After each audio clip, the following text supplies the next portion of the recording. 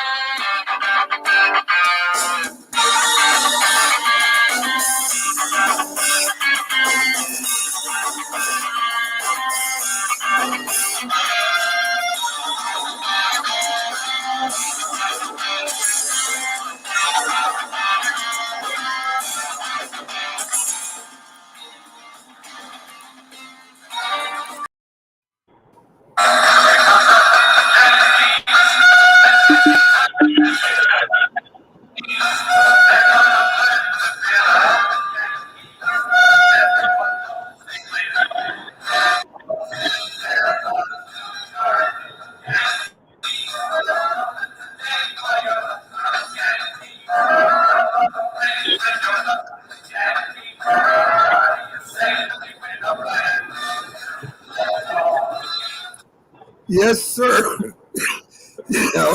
That's the way to start out with my voice all messed up. But good evening. And welcome to the Northeast Streaming Sports Special, The Rise of the Dynasty, the New York Yankees of the 1970s. All the information you need to know from Yankee historians and experts. We have Dr. Paul Semendinger from the Great Yankee blog, starts spreading the news, an award-winning author. We have Keith Engel with us, who covers the Yankees every week, comes in on Friday on the shows. And joining us later will be Jack Hirsch, who knows probably more about the Yankees off the top of his head than anyone else. I'm Mac, your host for this show. And this is going to be a little bit about walking down memory lane for the guys of our age, right? We're going to go back and we're going to look at a team that might not have been the most talented team in the league, maybe not even in a division at the time. But we're going to try and talk and cover this at length. And for those younger fans out there, this is going to be some information that maybe you might have heard a little bit about. I mean, we're going to talk about the Yankees coming back from a terrible decade of the mid-'60s, where they were maybe the worst team in the division at least, and maybe one of the worst teams in the league. So what we're gonna talk about first, guys, is kind of what happened there, right? CBS bought the Yankees. They had, I think it was Ralph Hawk was their manager, and they really didn't do nothing with the team, guys. They kind of put them on CBS, looking for the ratings, didn't do anything to really improve them or even keep them to the caliber they were. So the once proud franchise all of a sudden slipped down into almost last place of the division. And if you guys remember at that time, the Red Sox and the Orioles through the 60s into the 70s were probably the two best teams in American League East. You know what I'm saying, Doc? Indeed. The Orioles were the dynasty of the American League East for much of the early 1970s. They were still a great opponent. In fact, they won the division in 79, and then they went off and won the World Series still with pretty much the same core in, 1983. So, yeah, the Orioles were great. The Red Sox were also a phenomenal rival. And, they tied for the lead in 78. The Red Sox went to the World Series in 75. So you're talking about a couple of powerhouse teams. Absolutely. Right. And I'm just feeding a little bit off of this here real quick, because we're going to show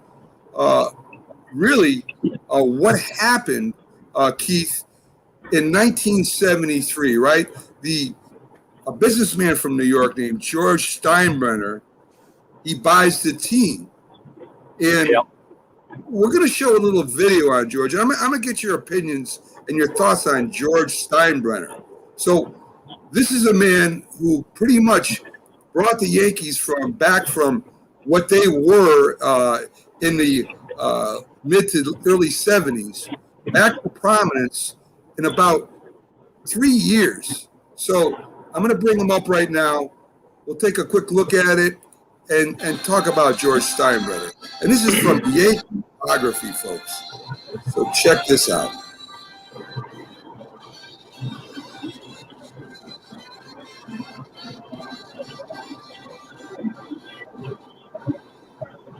He's one of the best-known owners in the history of baseball, and for that matter, in any sport.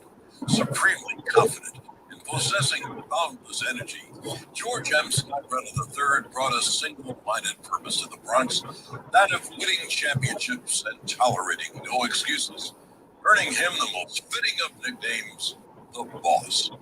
Hi, I'm John Sterling for the Yes Network, and this is Yankeeography. Demanding, decisive, and highly competitive, Steinbrenner was undeniably outspoken, but he was never out. Since 1973, he's been the force behind the Yankee News, making them the gold standard of any sports franchise. It's a little low. Let me see if I can bring it up a little Yankee bit. Stadium, the house that Ruth built. There's no doubt it's George who built the new one.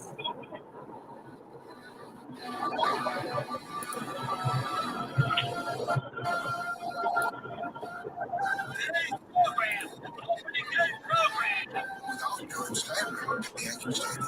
So if you were to say to me today, is it fair to call the house that George built? It's not only fair, it's remarkably accurate. The Yankee Stadium, which preserves the great legacy of the Yankees, that's going to be a legacy of George and the Yankees. Came to opening day and had a great time.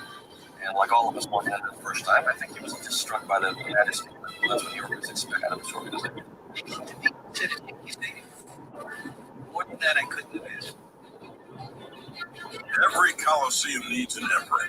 For Yankee Stadium is George M. Steinbrenner III, best known as the Boss. Boss, he's the intimidator. He's a man with a plan. Now, the volume's a little low, folks, but they're going to give you a little bit about George. I'm more of a pat than I am an Eisenhower. He's a very strong personality. Everybody knows that's the type of presence. I don't know that I'll ever the love of my life. If you were doing your job, he was going to say it. He was going to wait for a teammate to say it, or a coach, or the fans. He was going to put it out there first. I'm looking for the respect, and it would hurt me if I don't have the respect. Change the whole culture around there in terms of how things are going to be run. Team discipline is something I'm a great believer in. And I have many people tell me we're too strong on discipline. I don't believe it. It's very difficult to work for. You're not as demanding of yourself in any capacity, and you're not going to last very long with George Steinbrenner. We expect a lot of our players. That's the thing they got to understand. We want them to perform for their own good, for the team good, and for their fans good. Nobody works harder. He could outwork everybody. You know, look at one more. After the parade is all about what do we do next year. You got to make sure everybody's got to be ready. I want this camp like almost a little bit. Mr. Steinbrenner challenges everyone. He feels it's his responsibility to get the most out of the people who work for him. Whether you're playing third base or the ground screw guy that cleans the dirt at third base, you're expected to be the best at what you do. One of the things that he instilled in you as a player was, I'm going to be the toughest person you'll ever face. If you can stand up to me toe-to-toe, you're going to be fine because you can move anybody. You can pull on people. And I aspire to be the best at what they do. I know he's an inspiration to me and all players. I think he sort of improved from all the time, George. I think the plan is to make sure that everybody goes. And it works. There was already an owner, maybe a baseball period. George Steinbrenner is the most influential owner in all of sports. He felt this great responsibility. The Yankees have to be champions. I never made any comments about free agency. I said I'm going to participate. Now, some of these fellas said, "Oh, we're not going to have any part of it." It was the visionary for free agency. So, folks, I'm sorry for the volume of the video. I'm a little sorry about the volume of the video, but what George Steinbrenner did for the Yankees was he took something that was in the hole in 1973 and brought it back to life. And your thoughts, guys, on George Steinbrenner? A lot of people have different thoughts on him, right? He was a hard guy to play for, to work for. He was hard on the GM. He was hard on the players. He was hard on the managers. But he wanted nothing but the best. A lot of people just didn't like George Steinbrenner, right? They think he might have been bad for baseball, open up the free agency and stuff like that. But there's one thing about George Steinbrenner. If you played, he wanted to win above all, Doc. There's no doubt about that. George Steinbrenner wanted to bring a winner to the wanted to make the Yankees a winner. He wanted to bring a winner to New York. He takes over the team in 1976, and within 4 years, they're the world champions. Within 3 years, they're in the World Series. And obviously, there was a lot of turmoil when George was the manager, and he brought in the biggest players, and he brought in the biggest personalities, and a lot of times those big personalities clashed. You know, what I like to say about George is he got that taste of winning, and then in the 1980s, that taste of winning and just acquiring talent and promoting chaos got in the way of the Yankees winning. Then he got suspended, and he came back. And the thing about once he came back is he seemed to learn from his mistakes of the 1980s, and he still brought in the best players. He still expected the best, but it seemed that he left a lot of the baseball decision-making to his baseball people. And so then you had a period where he brought in the great players and they won championships. Then you had a period where they brought in great players and there was lots of chaos and the team didn't really meld. Then he was suspended, and then he comes back at the end and he seems to get the best of both worlds. He's bringing in the best players, but he's also listening to the baseball people. He learned from his mistakes, and you know, once he comes back, it's 1994, 1993, and the era of Yankee greatness that continues from then until his death is really unrivaled, except from the dynasty years, the great dynasty years of the 40s and 50s and early 60s. Yeah, Keith, I mean, you know, he might have opened a can of worms with the free agency, you know, and he was the first one to use cable TV to help finance his free agency and the Yankees' growth. But the Yankees were in such a bad place then. People don't realize they look at today's Yankees and they feel, you know, we haven't won a World Series in a long time. Well, you know, back then they weren't even sniffing the playoffs, Keith. Well, one of the reasons they weren't sniffing the playoffs, what we talked about before, was the Orioles were just so dominant. You know, the Yankees do get a bad rap in those Horace Clark years, right, which is used as a derogatory term, but they had a few good years. They won 93 games, I think, one year and finished 20 games out of first place, right? So they were, but George did come in and change things. And the funny part with George, when George did buy the team in 1973, he talked about how I use a shipbuilder. I don't know anything about running a baseball team. I'm going to leave that to the baseball people. Mike Burke was still from who CBS had in charge. He left in charge, but he also hired Gabe Ball from the Indians. And I think Mike Burke had resigned that first year. Probably Doc might know better than me. By June that year, Mike Burke resigned because George was already putting his fingerprints all over the team. After he said he wasn't going, he was staying in Cleveland and building ships. But I don't think anybody really believed that. And, you know, you're right, Mac. It wasn't long after that, free agency was ushered in, and George was instrumental in driving salaries up and bringing the best ball players to New York and restoring the glory days. I mean, we had to live through some soap operas with Billy and George and Reggie and things like that. But if you wanted to see this team return to prominence, you know, George has to get credit for that. And I agree with Doc totally that you know, he was his own. He kind of went way over the top after those glory years in the 70s and kind of hurt the team with his approach later on until he got suspended. And one thing I'll say about what Doc said about the 90s, you know, I know we're talking about the 70s Yankees, but as far as George's legacy, when George got suspended for the Howie Spira thing, it was Stick Michael and Buck Showalter who really turned this organization around. And when George came back, they had it headed in the right direction before George even was back from suspension. So I think he did let his people do his job their jobs a little bit more then. So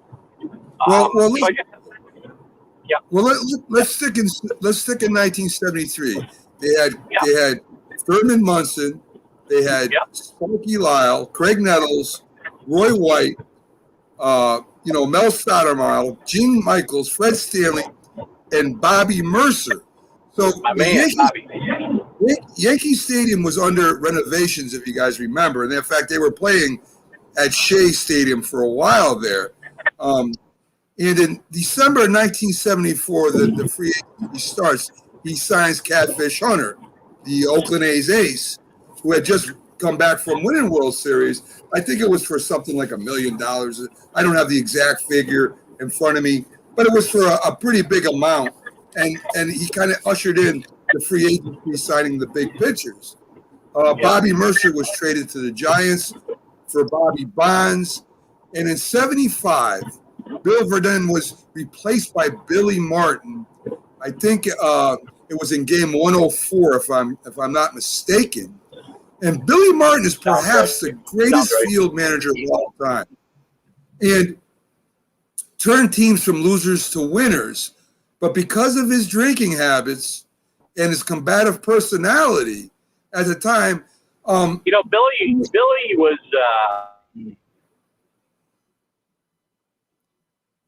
Okay. Awesome. Yeah, Keith, you're kind of breaking up. Okay. So I'm gonna when you get where you're going, come back in with us, would you please? Yeah, that's fine. Thanks, Keith. So Doc, with Billy Martin, he always came somewhere and made a big splash, right? He could take some of the worst teams or losing teams and turn them into winners, but then he would kind of wear out his welcome because of his style and because of his off-field antics and with the players. But at the time, that's really what I think the Yankees needed. They needed a fiery manager that would light a fire under him that knew baseball, Doc. Yeah, without a doubt. His record and success, especially that first time around with the Yankees, is really unrivaled. And he did that with every team that he managed. The problem was he had no way of sustaining it. It's one of these things where almost like if you're running a race, right? And it's a long race and you give everything you have in the first part of the race, right? Maybe more like a relay, right? And you're able to win the first part of the relay. And then you start fading in the second part of the relay and you're still competitive. And then somehow it just all falls apart, in another part. And that's sort of the story of Billy Martin. But the success he had, he took over the team and, next year, 1976, they're in the World Series. And the next year they win the World Series. How do you argue that? He loved the Yankees probably as much as George did. I mean, Billy Martin wanted nothing more than to be the Yankee manager, to fill in the footsteps of his mentor, Casey Stengel, and to also bring championships to the Yankees. And he did that. And he also got the best out of certain players who played phenomenally for Billy Martin and had their greatest seasons under him, including Ron Guidry. I agree. A former player of the Yankees, for those who don't know, played second base and was a very good second baseman and a fiery player, too. His personality never seemed to change as he got older. So, Doc, I'm going to hopefully we get the volume on this better, but I'm going to show a clip from Billy Martin, a little bit about his life, and we're going to try and go to that right now to see if we can do that, because this is an outstanding video about Billy Martin. The man was unbelievable on the field, but sure had his problems off the field. So let's see if that is... After a disappointing 84 season and a slow start to 85, he made the all too predictable move. Well, that's not Billy Martin. They changed from a yogi to a yo-yo yesterday. Oh, my goodness. I don't know what the heck's going on here today with all my my things. Of course, it says Billy Martin on the screen. I believe this is when they're firing Yogi, and then Billy comes in. So? Well, I think so. Let's see what happens. There we go. You gotta begin every story somewhere. So maybe it works to begin Billy Martin's with a tale of a misunderstanding. Billy, he didn't know his name. His Italian grandmother called him Belize. That is beautiful in Italian, Belize. So all the other kids thought she was saying Billy, and they started calling him Billy. So when he went to the first grade, the teacher said, "What's your name?" Said, "Billy Martin." Said, No. You're Alfred Manuel Martin. He said, "No, ma'am, I'm Billy Martin." We grew up in an impoverished place in West Berkeley, right on the docks there in the East Bay. It was just this almost like little square mile of squalor. He was an infant. He was no more than 5 or 6 months old when his father left the house. And this is his courtesy mom, after of Billy's the father left, MLB, folks. called him the jackass for the rest of her life. Growing up without a father and having his father vilified, that's step number one, the biggest step toward his road to success and then ruin. Well, his mother, Jenny, she was a real character. And she didn't like anybody talking about Billy or criticizing him. You know, Billy was her pride and joy. If they pick on him, well, what's he supposed to do? Sit down and not take it? Would you? If I went to you too, would you sit down and don't take it? You'd try to hit me back, wouldn't you? Wouldn't you? If you didn't, you'd be a damn fool. If you talk about genes being passed on, I mean, that's where Billy got all his feistiness from. It came directly from his mom. Billy was not the most attractive looking kid, and so he was a guy that people picked on. Billy fought back and got pretty good at it. Fight promoters, they tried to convince him to become a professional fighter. His main passion was baseball. Certain things that become a permanent trend throughout his life start early, and one of them would be in high school, where he's the star of the high school baseball team. It's fairly apparent he's going to get signed, and yet he keeps getting in fights on the field, and it gets him kicked off the team. So after graduating high school in 1946, Billy Martin didn't get any offers from big league clubs, leaving him to sign with an independent team, the nearby Oakland Oaks, and their up-and-coming manager, Casey Stengel. I'll tell you, Casey was as close to a father figure as my father had. Casey liked him because he was a ferocious competitor and he was really smart. Billy just spends every game and every minute asking Casey questions about what he's doing and what's going on in the game and what should we do next and how do you steal signs and all these things. And Casey just sort of takes him under his wing, and before you know it, Casey goes and gets the Yankee job, and he brings Billy to New York, a year or two later. What we got up there, Kay? That's Billy Martin. Billy Martin could play 2 or 3 positions on a ball club. Stengel would mostly play Martin at second base when he debuted for the Yankees in 1950, right at the start of a new golden age for the club. The Yankees would win the World Series in each of Martin's first 4 seasons, and he always seemed to be in the middle of the biggest moments, like in the 52 series when the Dodgers loaded the bases late, Game 7 on the line. Who's going to get it? Here comes Billy Martin digging hard, and he makes the catch at the last second. If you look at his career, he was a 260, 257 lifetime hitter, but he was a 333 World Series. Young Billy Martin fires into the first pitch for a home run. He was Casey's type ball player. He was aggressive, not only by deed, by word as well. He wouldn't mind getting on the opposition, and he'd fight anybody at any time. That endeared him to people. They could understand a guy who looked like them, wasn't much bigger or stronger than them, wasn't faster than them, but yet got so much out of what ability he did have. They related to Billy. Hey, so check it out. This is a emergency sleeping bag. These things normally cost $30, and during the wintertime. So that's a little bit about Billy Martin as a player. What I like to do is show a little bit about him as a manager. One season in Minnesota. It's not that convinced other teams he couldn't make a difference for them.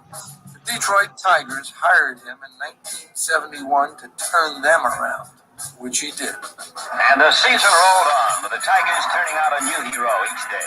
He was a force. He went places, teams got better. Billy had this incredible gut for the game.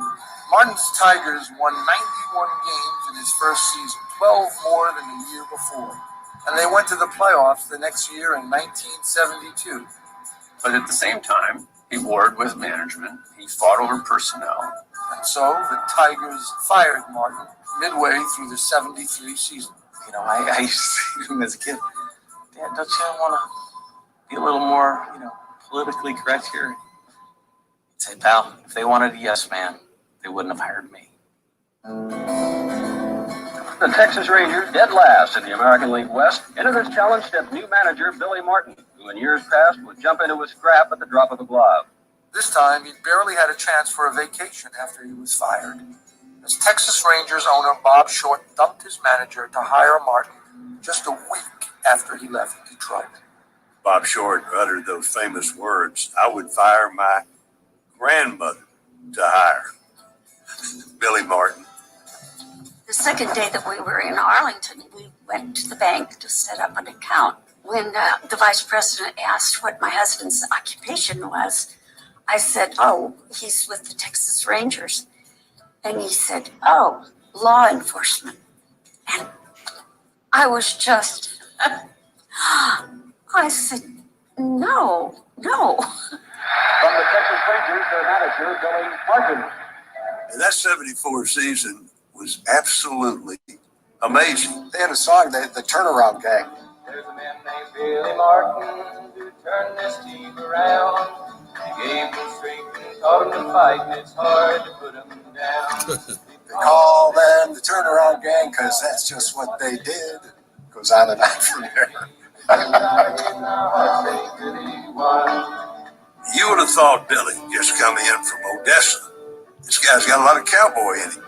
And of course, he's out there going nuts on the field, umpires, whatever. And he's going nuts off the field at times. People loved it. So as you see, Doc, right, he's turned around almost every team he's on. All of a sudden, they're battling for a playoff spot. He was a fearless manager. He didn't care what the owners thought. He didn't care what the press thought. We felt as a team, if we went into a series against a team that we were even with, that we had a better chance to win because he was our manager.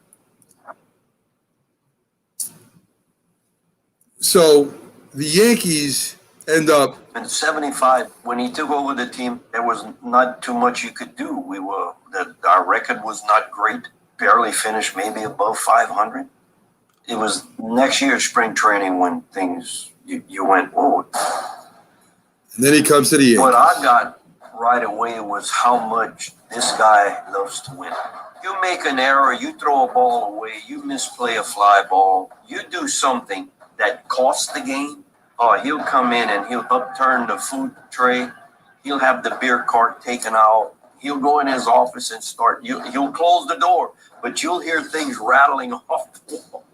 We fed into that. Like some managers might be sitting back in their seat and just kind of mellow.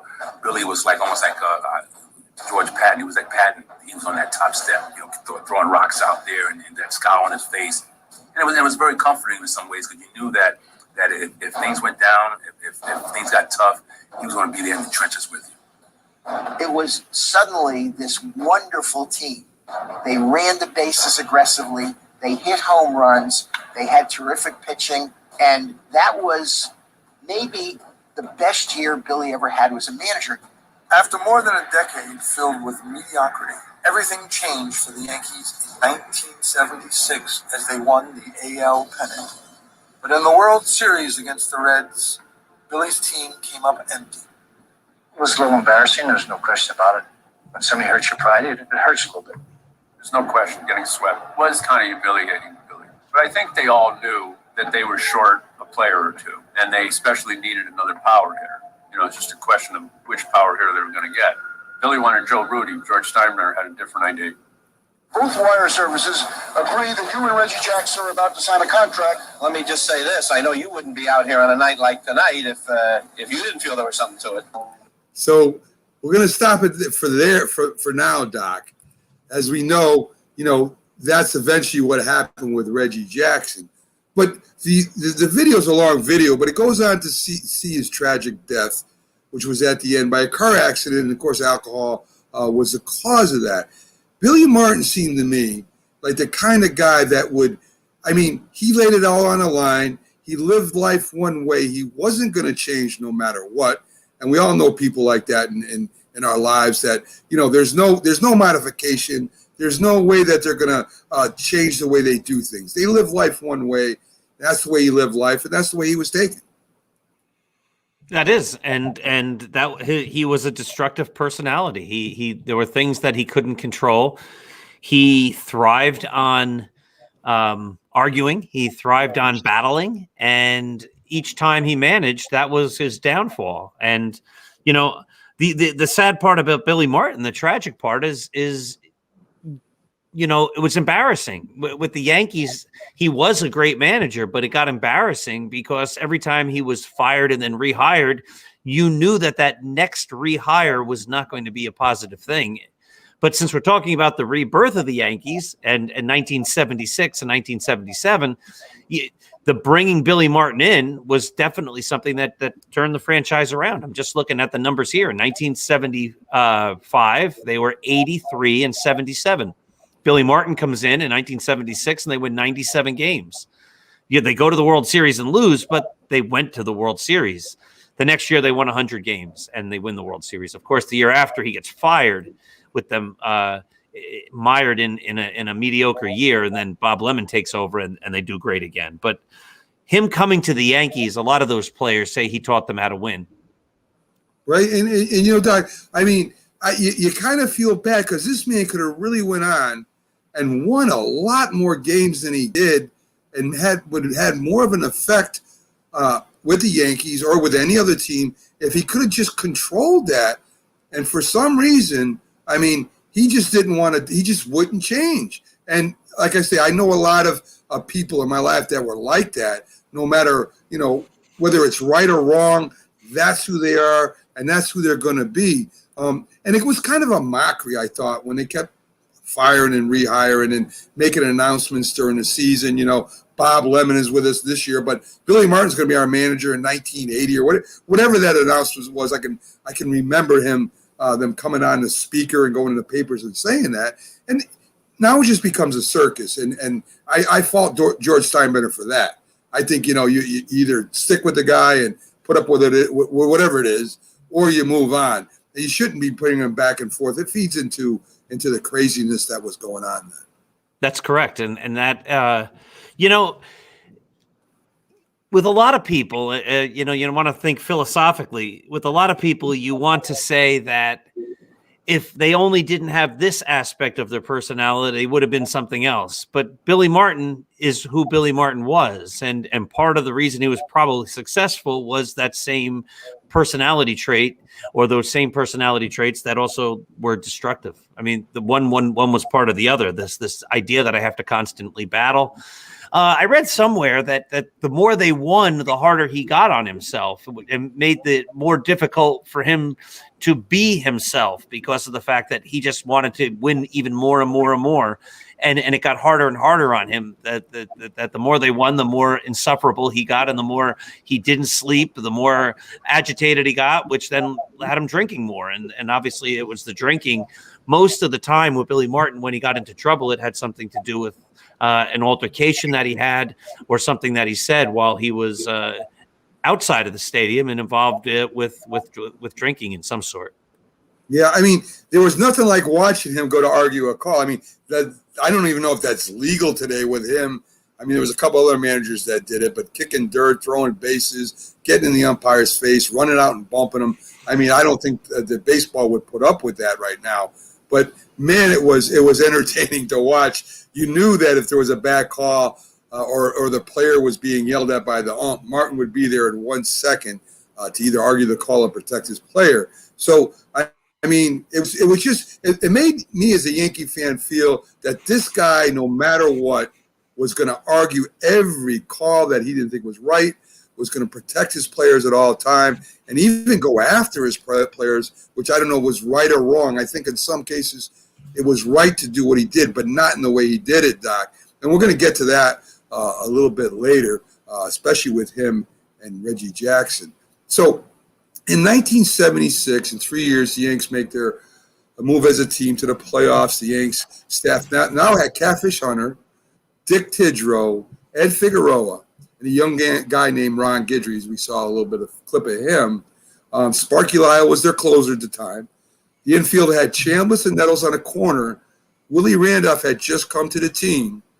And Roy White, Lou Piniella, Mickey Rivers, Oscar Gamble, and Munson was still a catcher. The stadium was an MVP. Yes, and the stadium was now finished. They had Monument Park. So, they're opening Yankee Stadium. So it was fitting for them to go to World Series. I mean, that's perfect timing if you think about it. And again, I don't know, Doc, I don't know tell me your opinion on this. I mean, the Yankees had a solid team, right? They had a little bit of speed. They had a little bit of hitting. They had some good defense. But if you put them up against some of the teams in the league, they weren't really the most talented. Would you agree with that? I would absolutely agree with that. And the interesting thing is, I don't know if you ever played this game. They advertised it all the time when we were little in comic books and in baseball magazines, but it's called Stratomatic Baseball, where the players, you roll dice and they authenticate how they would be. And I remember getting some of those Yankee teams, the 77 and the 78 Yankee teams, and the statistics for all the players who were on the back. And I also remember collecting baseball cards as a kid and getting all of the cards of the All-Stars. You open up your packs of Topps cards, and all of a sudden you're going through and you're going like, well, we have Chris Chambliss, so he wasn't an All-Star. Oh, we have Nettles. Well, he's not an All-Star. Mickey River, he wasn't an All-Star. And you just see like there's something underwhelming player by player. They were not the greatest players at their positions, but together they were a team that knew how to win and would do whatever it takes to win. They were gutty, they were gritty, they were hard-nosed, they got dirty. As you were saying, or as the documentary was saying, they took the extra base, they played fundamental baseball. And, I think a lot of those things that those teams did, at least to the people my age, but they were ingrained in you. This is how a good team plays. And I think if we correlate that to what we're seeing on the field with the 2021 Yankees is that they just don't have that same kind of energy. They don't have that same kind of life. They don't take the extra base. They don't play fundamentally sound baseball. And it's frustrating. And Billy Martin's teams didn't play that way. And, again, those teams, 76, 77, were big winners. Yeah, I mean, and we just had Jack come in here. So let me finish. You talked about the stats. Here's some stats from the 76 team, okay? You had Thurman Munson with 302, 17 home runs. He's a very good hitting catcher. Chambliss, who they got Chambliss for power because he was a big lefty in that short right porch. He never was a really big power hitter.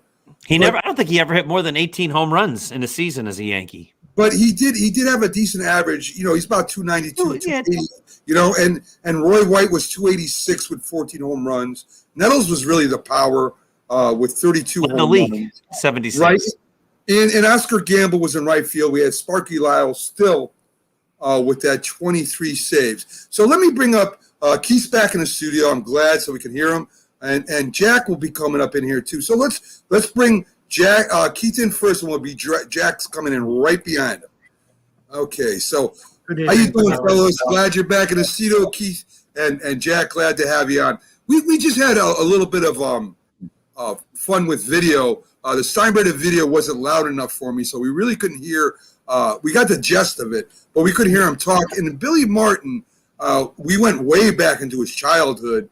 And how he became a baseball player, how he followed Casey Stengel to the Yankees from playing in the independent league, and how he made some big plays at second base for him. But he wasn't a great player. He was just an aggressive player, and the relationship he had with Stengel. So now we're kind of moving into 76, Jack and Keith.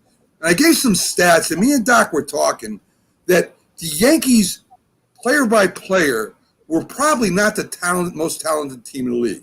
Maybe not the talent in the division, but the way they were playing, good fundamental, taking the extra base, going to the other field, button, and position by position, maybe not great, but as a team, they were very aggressive. And in 76, I think that's why they came on top, beating out the Orioles and the Red Sox. And Jack, let me get you in here. What do you think, Jack? Well, actually, the Yankees were ready to win in 1975 when they got Catfish Hunter, but they ran into an exceptional team. That Boston Red Sox team was really a great, great team. And the Red Sox place in history, that team at least would be so much different had they just squeezed by the Big Red Machine. And they had them 3-0 in the seventh inning of the seventh game, but somehow let that game get away. So they were really ready-made, in 75. And 76 was a question of taking the next step. And of course, Billy Martin, who took over midway or so through the 1975 season and got to learn the personnel. I mean, he was a big reason. I mean, you hear about Billy Ball in Oakland, but it actually started, with the Yankees.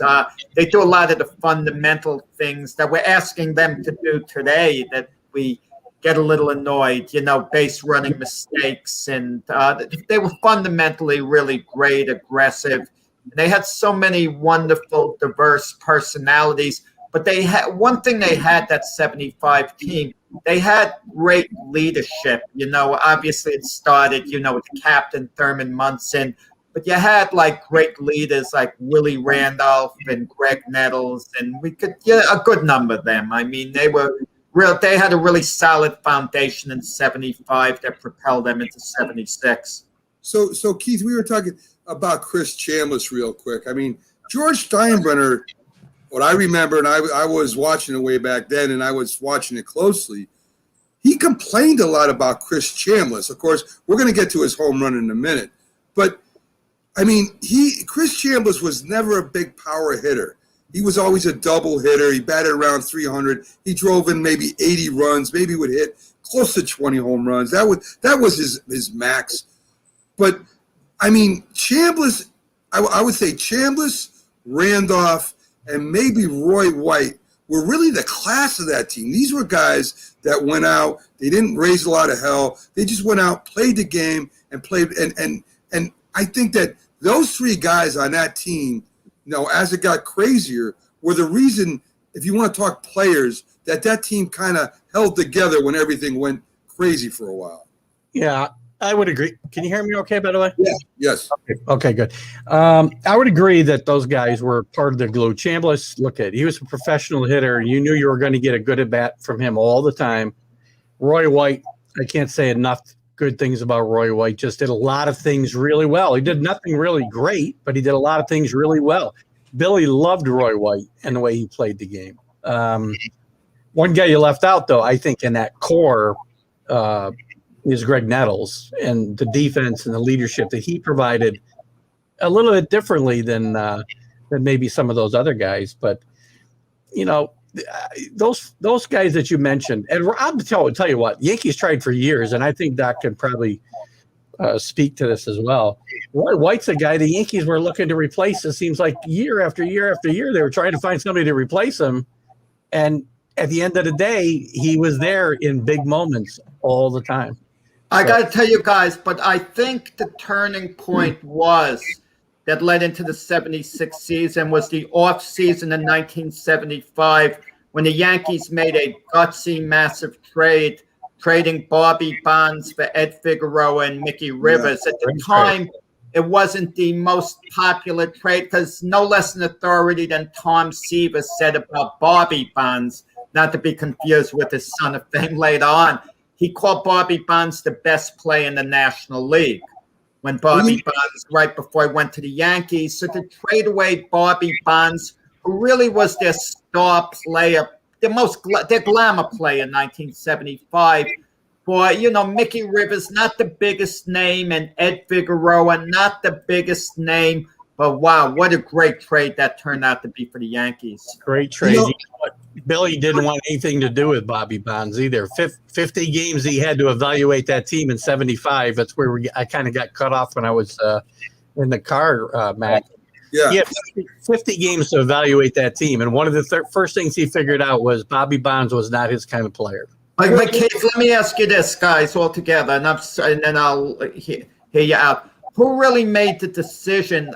I think Gabe Paul, the GM, had the ultimate say over Billy Martin. Definitely. Maybe he was trying to accommodate Billy Martin.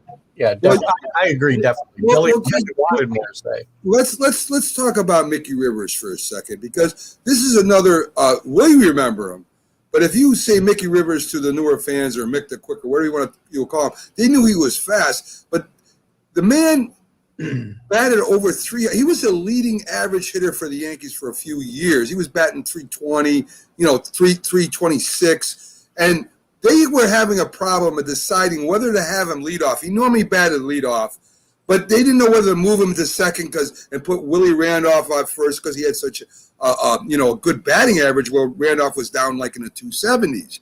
Yeah. But there's one thing about Mickey Rivers. He didn't have a strong arm. And this is what I mean by Yankees not having the most talented player for a player. Mickey Rivers played almost behind second base. I was at the games. He was like 20 feet off second base. He had a lot of speed. You hit it over his head, he could get it. But to throw somebody out at second, Roy White still had a little bit of that problem too. He didn't have a strong arm. So you could run on the Yankees. But, I mean, if the ball was hitting the alleyways, they got you.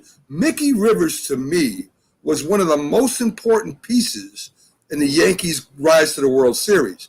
He got on base, he stole bases, and his average was always near the top of the Yankees. And he doesn't get enough credit to me, guys, because I think without Mickey Rivers getting on base all those times, there wouldn't have been a lot of runs and stealing bases. I watched him do it.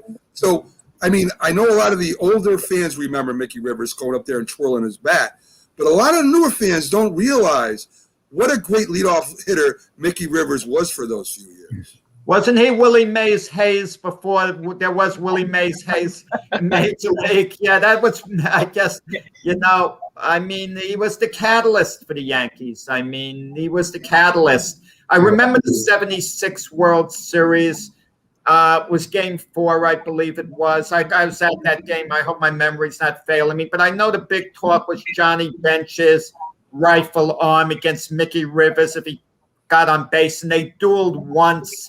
And everyone knew Rivers was going to go, and Rivers barely got in there on time. And it was absolutely, I agree with you, Mac, the catalyst. And what do you guys think? He was. I'll let Doc go after this. I mean, he was the catalyst, and that 76 World Series. I mean, I think one of the big reasons the Yankees got swept out of the series as quickly as they did, and then looked as bad as they did, is I think the Reds psyched Mickey Rivers out a little bit. If you remember, Pete Rose was playing third base. He looked like he was playing a fast pitch softball. He was playing so close to and daring Mickey Rivers ahead and past him because he wasn't going to let him bunt. So again, so they took him out of that series, which took the Yankees out of the series. I think that year, and you can elaborate if you like, Doc.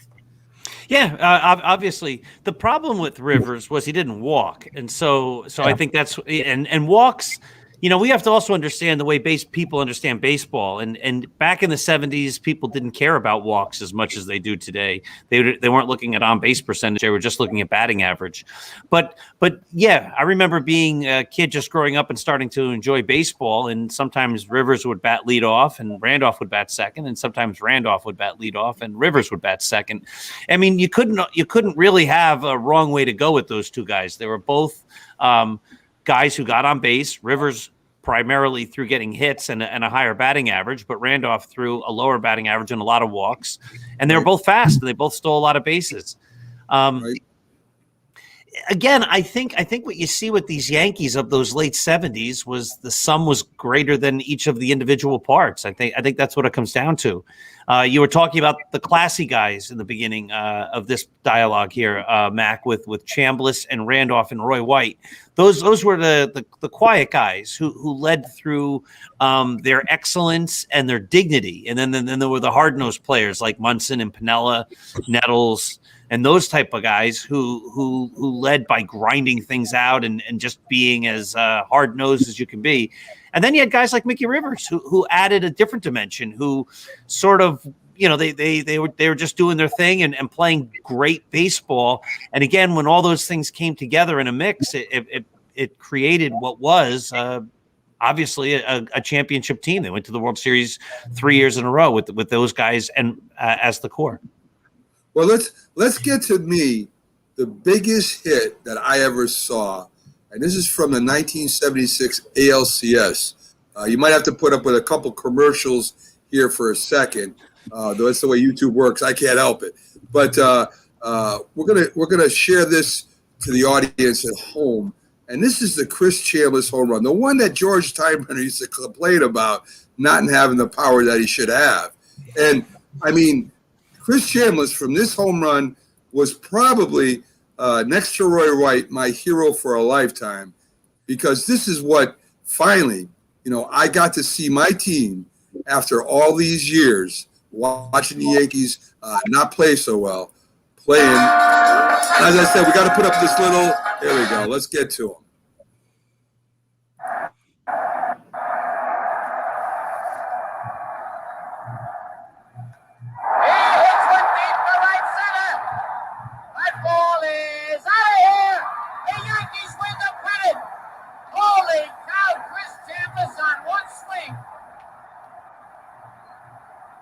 And you see him fighting his way through the crowd.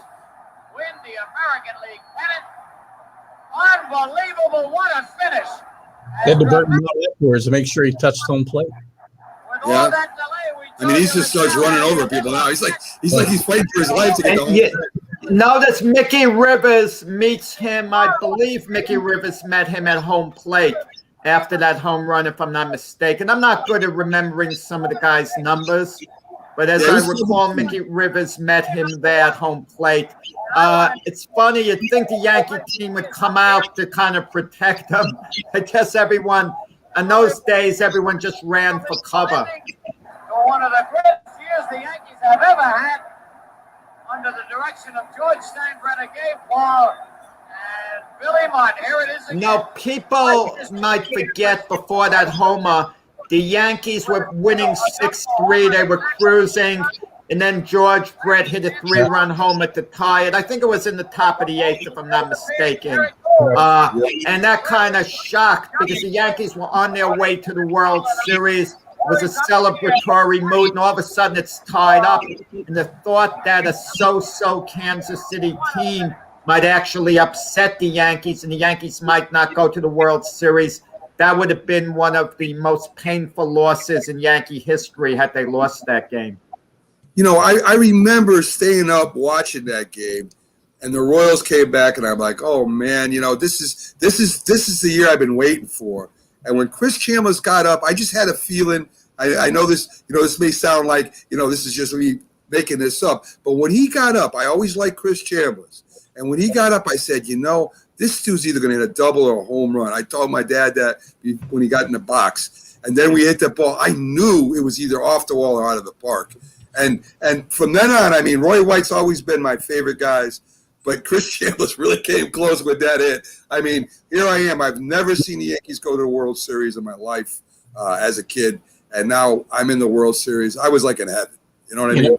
You know what's funny, Mac, is I remember I was watching that game obviously myself, and I'm 16 years old, and Howard Cosell's doing the game on ABC. We just had the the radio call or whatever, but Howard Cosell's doing the game, and I never liked Howard Cosell on baseball anyway, but he was going on about how Chris Chambliss's bat looked so slow, and not 2 minutes later he hits this home run, this biggest home run in Yankees in 15 years or whatever it was, you know. So yeah, I think it's important. Like I said, we talk, you know, a lot of Yankee fans talk about, you know, how bad it is now, and they're waiting for a World Series, and you know, it's not that different when you talk about from the mid '60s to the mid '70s. I mean, we went through 10 years of not being in the playoffs. 12. Never mind, not the World Series. I mean, you know, if you think about it, I mean, the Yankees, and we're talking 20s, 30s, 40s, 50s, 60s. We're almost in the World Series almost every year, if not winning the pennant. So I heard a lot of stories from my father, but I'm looking at this team saying, well, maybe they were, but they're sure not no more. And that one shot, I mean, it made mine. I didn't care what happened in the World Series. I did. But, I mean, that right there got us to World Series, and I was happy as anybody could be. Yeah, Go ahead. I think the feeling was the Yankees themselves had that same feeling, like they had finally climbed the mountain. They beat the Royals, and when you read the histories of these guys, it was sort of the World Series. Nope, we lost. Well, you know, I'll just fill in quickly till Doc gets back. The Daily News the next day, I don't remember word for word the headline, but something to the effect the Yankees in the World Series. But then I remember they put in their headline, "It's about time." Yeah. Can you imagine a paper putting "It's about time"? Because the 12-year drought for Dynasty seemed more than 12 years. It seemed like it had been going, it had been going on forever because the Yankees got into the World Series. An interesting thing too, after Chambliss hit the homer. Okay, I'll just finish my thought, Doc, and I want to get back to you. After Chambliss hit the homer, John Sterling complained about the fans being on the field. Not that evening, but he complained about it on his talk show, the way it kind of messed it up. He wanted to see Chambliss run the bases majestically with the game winner. Well, we got in 2003, Aaron Boone got to run the bases majestically with a walk-off. What do you guys prefer? You first, Doc. Do you prefer the fan craziness or the guy just running all alone? Boone or Chambliss, what looked more dramatic to you guys? All right, so the point. I'm sorry, I got kicked off somehow. But I think when the Yankees made it to the World Series, it was just sort of a letdown. They had expended all their energy winning the pennant, playing the Royals, getting there. And so then 77 becomes when they have to take it to that final level. Of course, Reggie becomes a part of that. There's something that's exciting and nostalgic when you look back on 76 and 77 with the fans pouring on the field and all that. But that was a zoo, and the players talk about how they were scared and it wasn't the best thing. You don't want to see that. That's why that's never going to happen again. I think you look back on it and you say that was interesting and it's a period piece, if nothing else. But that's never going to happen again. You want the player. Look, if it's you and you hit the game-winning home run, you want to circle the bases. You want to be decking fans who running on the field as you're trying to have your special moment. Yeah, it'd be much different today too than it was in 1976 with that kind of mob on the field.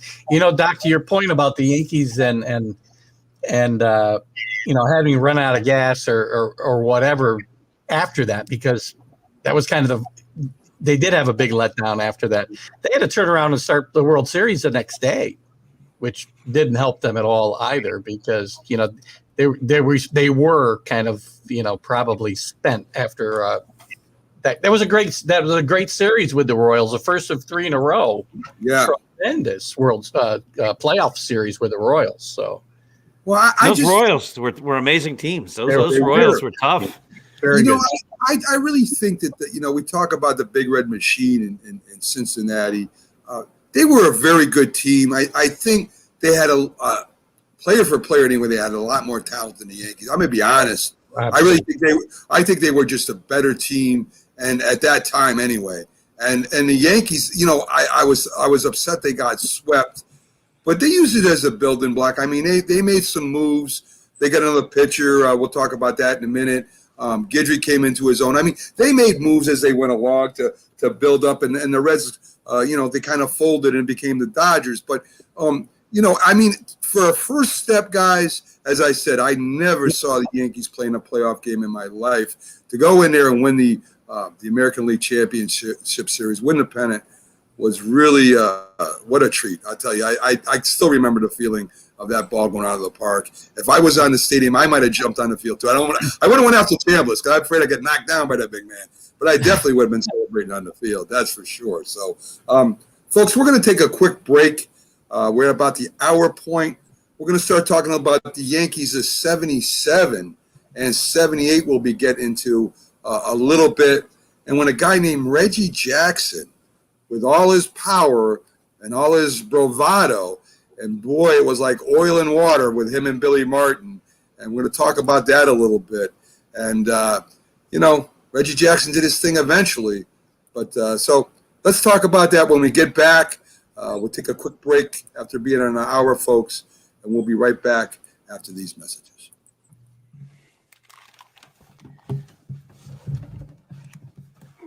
If you served honorably in our nation's armed forces and you're looking for a way to continue serving your fellow veterans in your community, then join AMVETS. Each year, AMVETS members volunteer millions of hours at VA healthcare facilities from coast to coast, helping to improve the lives of their fellow veterans through the VA Voluntary Services Program. AMVETS posts and departments also participate in a wide variety of community service projects, ranging from Americanism in our schools to supporting the Special Olympics and Boy Scouts of America.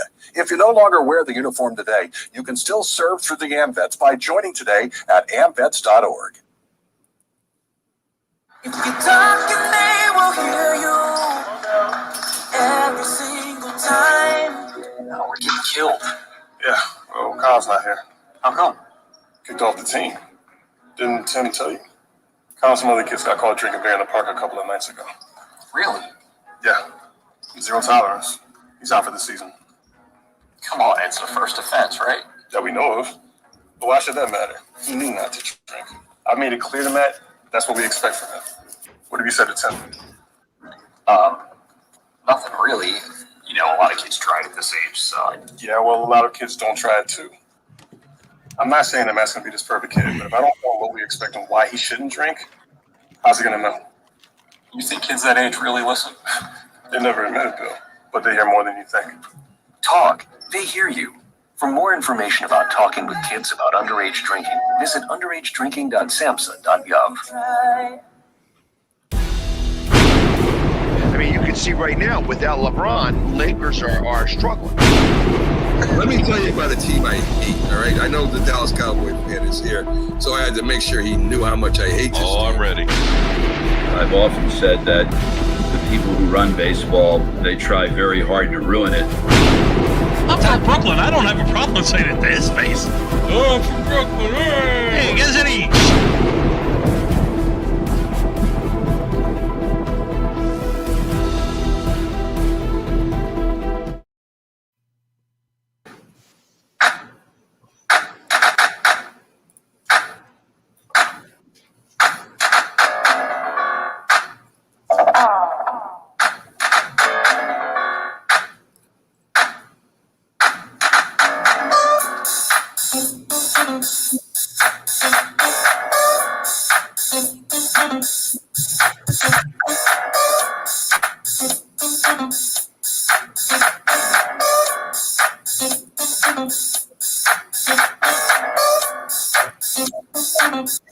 Good evening, everybody, and welcome back to the Northeast Streaming Special, the re-rise of the Dynasty, the 1970 Yankees. Tonight on the show, I have Dr. Paul Semendinger from the popular blog, Start Spreading the News. Folks, if you haven't seen it, go check it out. If you love the Yankees and news and information about the Yankees, they got probably the #1 blog I've ever seen on any site. We got Keith Engel, who joins us every Friday with his Yankees update as we cover the Yankees, as he covers the Yankees for us and all the news and what they're doing. It hasn't been the greatest so far this year. Hopefully that turns around. And my co-host, Jack Hirsch, who in his memory alone, folks, can tell you more about the Yankees than if I was on a computer looking up the information. So we got three real good experts here, historians, if you will, that follow the Yankees even to today, and they know a lot about the Yankees' past. So, guys, we're going to get into the 1977 year with the Yankees again go to the World Series and win it this time, and that, in part, is because with the arrival of Oakland A's superstar Reggie Jackson, who Steinbrenner, got to come over to the Yankees. The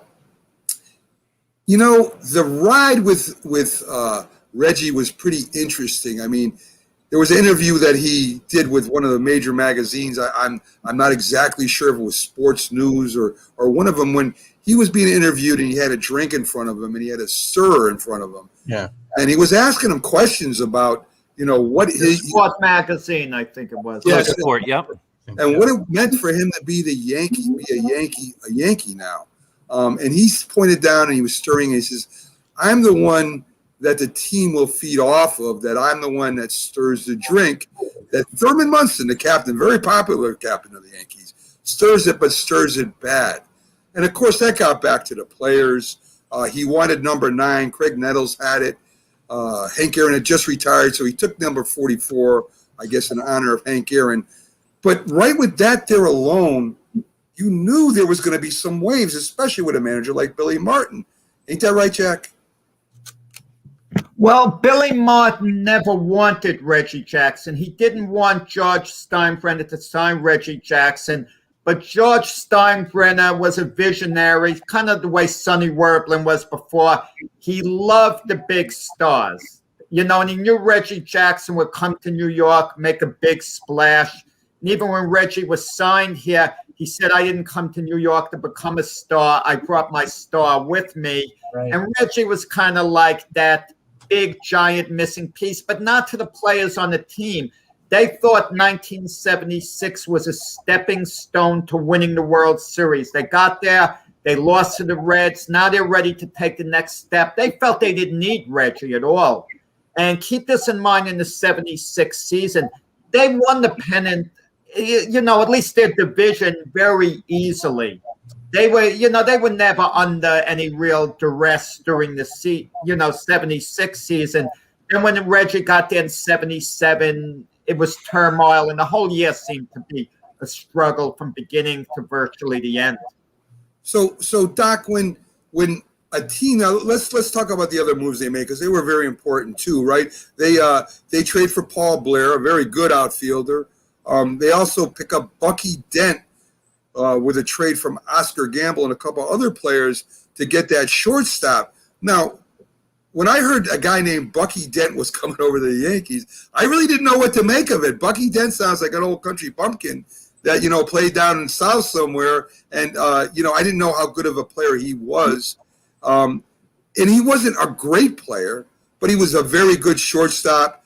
And as we'll find out as we go on, came up with some big hits and also matched Phil Rizzuto and becoming a MVP. But, I mean, what did you think, Doc, when they got Bucky Dent? What were your thoughts? All right, so I can talk about that historically. When the Yankees got Bucky Dent, my thought was, I don't know. I don't really care. I don't really know much about the Yankees. I became a Yankee fan in 1977. So when they got Bucky Dent before the season, it wasn't even on my radar. But what Bucky Dent did for the Yankees was Bucky Dent gave them a legitimate shortstop. The Yankees had been using like Fred Stanley, I think Jim Mason, guys like that, who couldn't hit at all.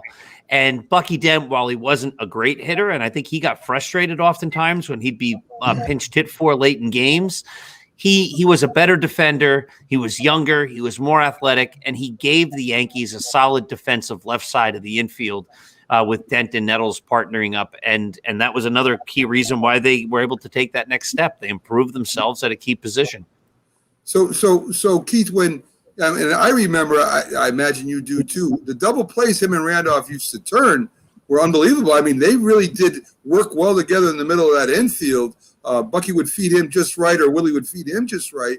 And it seemed to me over the past year that their double plays, that went up when Bucky Dent got there.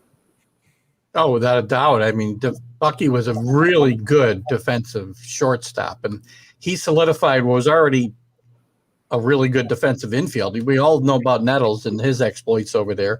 Randolph was as steady as anybody, and Chambliss was underrated with the glove at first base. And, the Yankees' infield was so strong then, and I think it was one of the keys to them getting over the top, getting Bucky Dent to, be the last piece of that great infield. And what was interesting too, Jack, is they pick up Mike Torres, and that'll be interesting as we talk further. So their pitching staff right now was Guidry, Hunter, Figueroa, who's very underrated, Doc Ellis, and Torres. So, I mean, again, the infield was set. We now had Jackson in right, Rivers in center, and Piniella, a great hitter, was kind of going back and forth with Roy White. Roy White was not the starter, but still played like in 104 games. So, I mean, that's still a significant thing. But I think they wanted to get Piniella in the game a little bit more for his bat. Well, Piniella was a favorite personally of George Steinbrenner. He absolutely loved Lou Piniella because Piniella would joke with Steinbrenner. He could tease him. He could get away with it. what bothered Steinbrenner about Roy White didn't fit into the image of what he thought a left fielder should be. He thought, it should be a power hitter, have 30-plus home runs, hit about 300. George Steinbrenner at that time, he couldn't appreciate all the little things Roy White did to help win.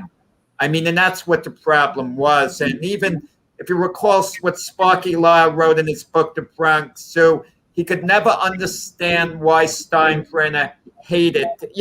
Those were his words, not mine. But why he hated Roy White so much, it was kind of ridiculous to him.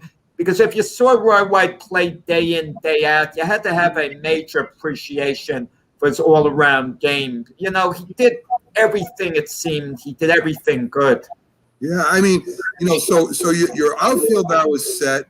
Your pitching staff is improved. I mean, if you think about it, Figueroa, as I said, was pretty underrated. He had a lot of big games for him. The problem between Jackson and Martin kind of comes to a head. There was one incident when he wanted him to bunt, he didn't bunt, and there was another play where he didn't hustle. And this was the bunt thing happened in '78, Mac. Right, a year later, not yeah. Right, but I'm just saying there was a constant problem with him. Problem, yeah. Yeah, and Dwight Evans made a heck of a catch hustling, and Reggie Jackson decided to take his time on a Jim Rice hit. If I'm correct, it fell in for a double, and it cost them a guy on second base. If I'm correct, so I want to share a little bit about that dugout thing here, if I can. They call it the Billy Brawl. It's again from WTIX clips, so I'm giving them the courtesy of letting them know. So Jack, I see what you're ready to say something. Because I'm thinking, I'd love to hear you three guys, your opinion of whether or not Reggie was dogging it, not really hustling. Because my feeling was he was such a shaky defensive right fielder for that given season. I don't think he was really deliberately not going after the ball hard. I just thought he was indecisive defensively. Just my opinion. I'm curious what you guys have to say about that. Well, let's see if we can do this. To the right, Carbo can't get to it. Yes, he did. Carbo. So Carbo, sorry, not Dwight Evans, made a heck of a catch. So let's see, because I enlarged his stats. Bernie Carbo. Yankees lead 2-0 going into the bottom half of the first inning. You can look at it now in slow motion. Nettles gets all of it, and then it starts to sink out here. We watch Carbo. These games were epic, I swear to God. Oh, where's the instant replay? I know, right? Kids, did that ball hit the ground? Yeah, he definitely did that. Definitely. Oh, wow. Hey, I mean, whatever. Oh! That should have been a hit. Cow! Holy cow! Yes. So Reggie Jackson doesn't hustle, and this is what happens. Look at this. Look at Billy. Is he hot? Reggie has done that on several balls hit to right field. And there's Elston Howard getting between them. Sure, they're in. Probably saved Billy's life. Yeah. I guarantee you, Billy wasn't scared. He wouldn't have won that fight, though.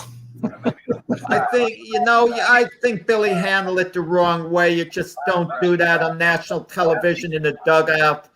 I think he absolutely handled it the wrong way. And to remove a guy during an inning, it's obvious why he's doing it. If he felt Reggie was deliberately not hustling, just remove him during the inning and leave it alone at that. But that's Billy Martin for you. Exactly. I think Billy was looking for a time to send a message to Reggie about who the boss was, and he found it. And that was And in full view of the Boston crowd. not that was the right way to go about it. But you guys, do you think Reggie deliberately didn't hustle or what? Or was it? Reggie says he wasn't loafing on that play. When you read Reggie's own words about it. I would have to. My own opinion is he did not give full effort after that ball. I mean, I think Reggie wouldn't. I don't think Reggie was a loafer. I think Reggie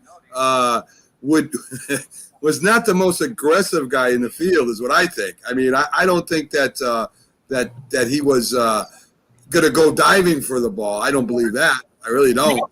You know, at one time, Reggie had a really good reputation as a right fielder when he was in Oakland. It's like he played center field some in Oakland, and he had a really good arm, and he was rated a pretty good defensive player. He came to New York, and gosh, that all went away. I remember against the Mets in the '73 World Series, him making a sensational catch. Yeah, he's playing center. I think he played center field that whole series. Yeah. I just think when Reggie came to the Yankees, he was more got for his bat. I mean, he had a decent arm, but he sure wasn't the athlete we saw with Oakland. I mean, with Oakland, I thought this guy was going to be when he came to the Yankees, I thought that he was going to set the league on fire. And to be honest, Nettles was the one with the power of the Yankees when Jackson and him were there. I mean, he tied Nettles one year, and Nettles beat him in home runs the other two. So Nettles was really the power along with Jackson. I'll give you a little bit of stats here. Munson again batted at 300 with 18 home runs. Rivers again batting 326. Nettles has 37 home runs, leading the team. Jackson had 110 RBIs. Figueroa and Guidry, they had 16 wins apiece. Guidry had 176 strikeouts that year. And Don Gullett, if you guys remember, was on 14 wins with 116 strikeouts. You know, it was a big disappointment for the Yankees. They had gotten Ken Holtzman, who was an outstanding pitcher with the Oakland Athletics during their championship years, Reggie's teammate. And Holtzman coming to the Yankees was a complete washout. As I recall, maybe, Doc, you have stats that say my memory is failing me, but Holtzman, I remember him being a big disappointment, right, Keith? And Billy did not like Ken Holtzman, was one of the biggest issues there. He refused to pitch him in '76 in the World Series. You know, I think Ken Holtzman was a really good major league pitcher, and Billy, for whatever reason, there's a lot of. Well, you know, we're confusing him with Larry Gura, who. No, Keith's right. Same situation for maybe different reasons, but same situation. He didn't like Gura, and he didn't like Holtzman either. You know the Yankees. Yeah. The thing that we forget about with this period, and it's one of those overlooked things, is the A's had three really great starters in that dynasty. They had Catfish Hunter, they had Vita Blue, and they had Ken Holtzman. Those were the three guys. Yeah. And if I'm not mistaken, and we'd have to go back and look at it, I believe the Yankees acquired Holtzman at the same time. I think they were on the exact same day that they acquired Vita Blue.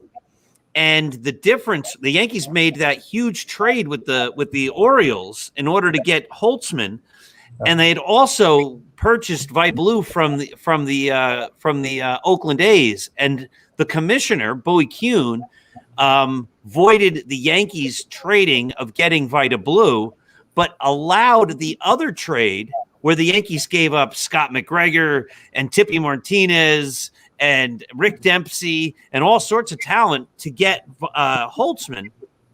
And the Yankees were going to be having like this great rotation that was based upon the rotation that the A's had.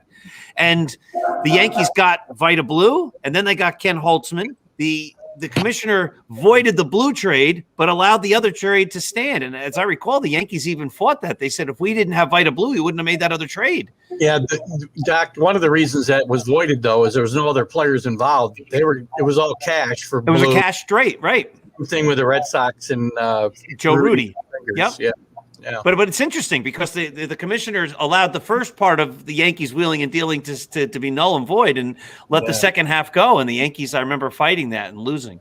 You know, I didn't realize, till listening to you guys, the Yankees got fleeced in that trade, the Holtzman deal.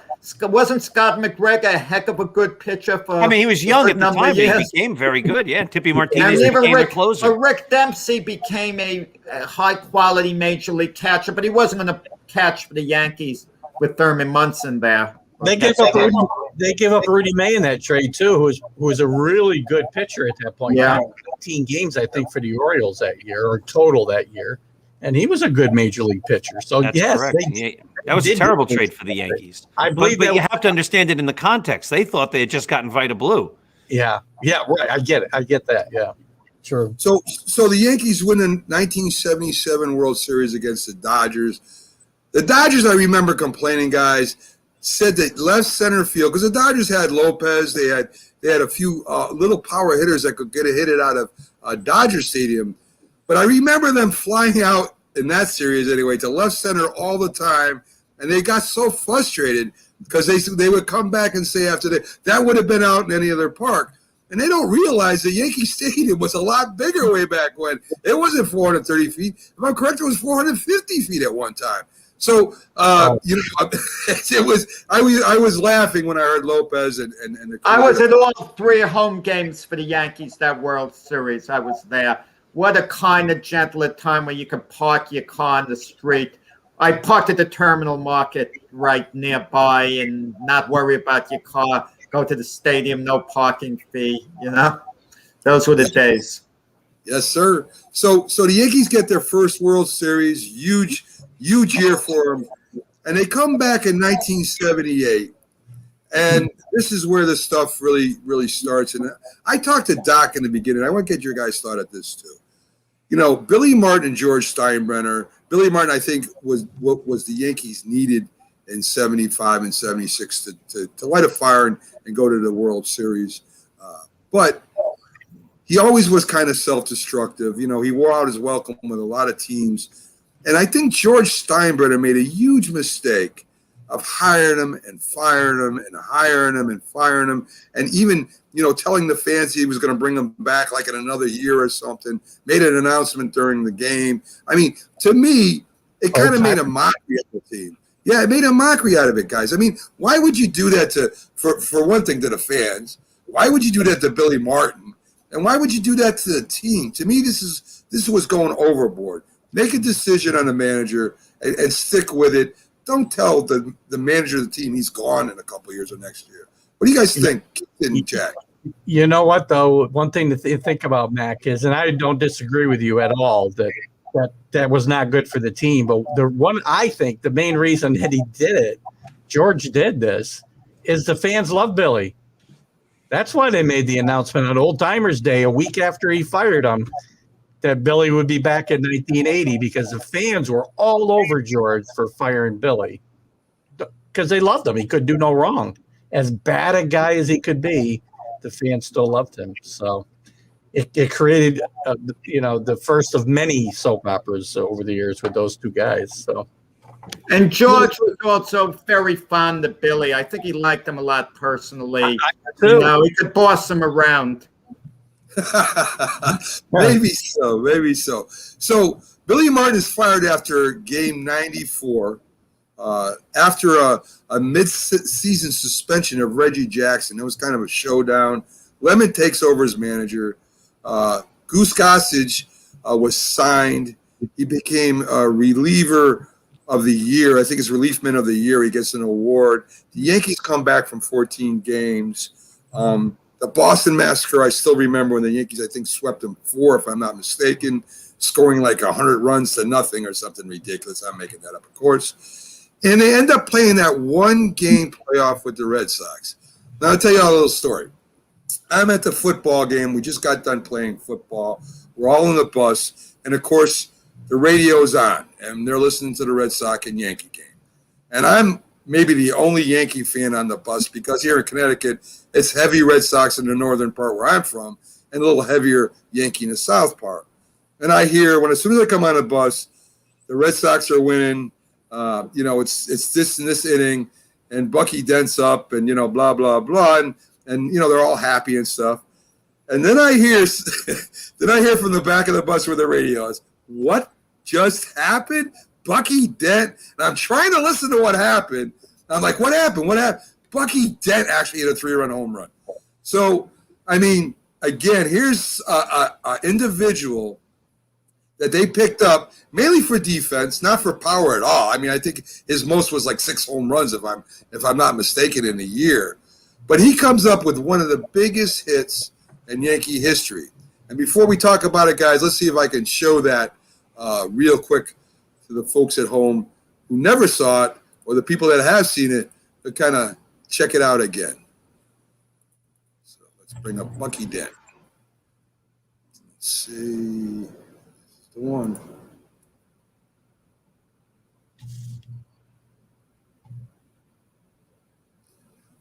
Let's see what. Oh my God, I hate this. There we go. Let's bring up Bucky and doing his thing after we have this. Bucky Dent, the batter. I forget how long this bat was, too, guys. Quite a while, yeah. He's got to break the bat, right? That's right. It goes off his foot. Because you'll run out of infielders. You got Stanley, the only experienced infielder down there on the bench.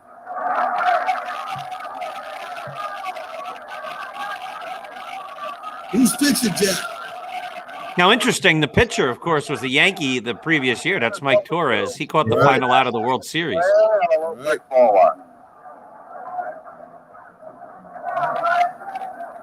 Yankees are playing without Willie Randolph. Pulled his hamstring 2 days ago. Steinbrenner didn't want to. Mike Torres was a free agent at the end of the 77 season, and Steinbrenner didn't want to pay him the big bucks. I guess he didn't feel it was worth it. Can you imagine how he would have felt had Torres held the Yankees in check and the Red Sox won that game? Oh, he fouls it off his foot. That was it. It's the same foot he hit in spring training. Gene Monahan has come out to check that. That one appeared to be down lower on the left leg. Brought the instep. That was the one in spring training. But it hurts. Monahan is out there to work on it. Imagine getting in Fenway Park. Third base coach Dick Hauser, hoping this will not be his last game in uniform. Stan would have been out for 2 months after that. When the Yankees play their final game, Hauser will take the uniform off for the last time.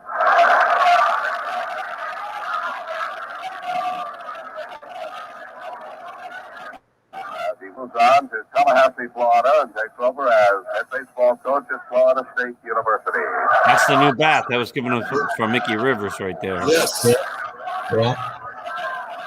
And now Bucky will step back in with a count of 1 ball and 1 strike. Runners at first and second, 2 out here in the 7th inning. The Yankees are trailing. This could have been it here, guys. That is the key man.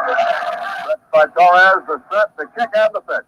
It's deep to the field. This one may be off the wall, maybe in the screen. Home run to Bucky Dent. Home run as the Yankees lead it 3-2. Just in the net in left field, and the entire bench is out on the playing field. The dugout has emptied, waiting for Bucky Dent. So Changed forever. 3-2. 3-2. The Yankees lead it on the 10th home run. So probably, if not the biggest, as big as Chambliss, maybe. I mean, Chambliss, of course, was the first, so maybe not. But I mean, that was the game, right, Jack? I mean, if Bucky No, Dent, not exactly. That's how we remember. But what I'm saying, Jack, I know there was more innings to play, and I know Jackson didn't run one. I know all that. But what I'm saying is, if Bucky Dent didn't hit that home run, the Yankees might not have won that game. That's all I'm saying. Probably not. But what people, I agree with you on that, Mac. Yeah, of course. But what people forget, you hear this so much in baseball. You have a very damaging inning. You want to keep it as is and give your offense a chance to come back. Now it's 3-2 Yankees, top of the 7th. The Red Sox still have 3 innings to hit, and they could certainly score a run in 3 innings. But before the inning's over, the Yankees added another run. Munson gets an RBI double, okay? And that hurt really tremendously bad. And, of course, in the 8th inning, the following inning, Reggie hits a homer. It's 5-2, and now they're in a real hole. But that Munson RBI double really hurt. And, the Red Sox just should have kept it right there, 1 run down. But they didn't do it, and the rest, and then the Yanks took off. And Piniella made that great play in right field. I was just say the same thing. That gets forgotten a lot. He never knew where that ball was. He just stuck his glove out. It's the most amazing thing I'd ever seen. I swear. Now the Red Sox fans ribbed the Yankees about that short right field porch. But I'm gonna tell you, that Green Monster may be hard to get over. But if it's a pop-up, you got a shot. That's all I'm saying. You got a shot at getting out of the park. That wasn't hit really hard. I mean, it was hit far enough, 283 feet, if I remember correctly. It's not even a 300-foot shot. If you can get it down up in the air, you have a shot at least getting it off the wall. Bucky Dent, as I said, is no power hitter. Doc, great comment on the Mickey Rivers bat.